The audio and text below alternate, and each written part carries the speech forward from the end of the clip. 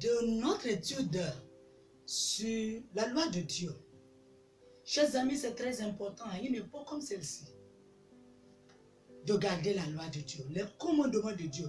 Nous devons apprendre, nous devons comprendre et nous devons les pratiquer. Parce que c'est seulement ceux qui gardent les commandements de Dieu qui sont les enfants de Dieu. Et ce sont eux qui vont avoir part au royaume céleste. Lisons dans le livre d'Apocalypse chapitre 22. Le verset 14 et 15 dit: heureux ceux qui lavent leur robe afin d'avoir droit à l'arbre de vie et d'entrer par les portes dans la ville.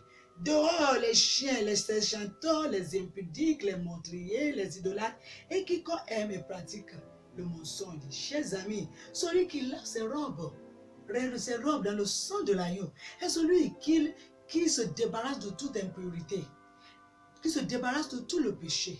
Celui qui garde les commandements de Dieu, c'est lui qui va avoir le droit à l'arbre de la vie. Ça veut dire c'est lui qui va rentrer dans le royaume de Dieu.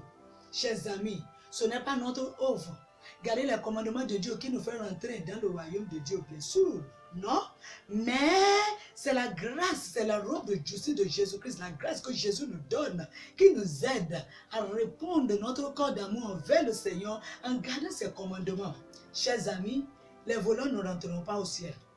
Les adultères, les idolâtres, ceux qui violent les commandements de Dieu, la Bible dit dehors, ils ne vont pas rentrer dans le royaume de Dieu. C'est pour cela que c'est très important de prendre garde à la parole de Dieu, au commandement de Dieu et de demander la force de Dieu.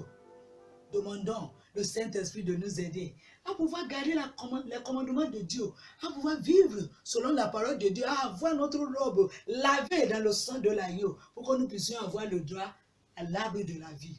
Chers amis, merci pour votre patience. Merci pour nous avoir suivis tout au long de cet épisode qui parle de la loi de Dieu. Quelque chose de très important pour nous à une époque comme celle-ci.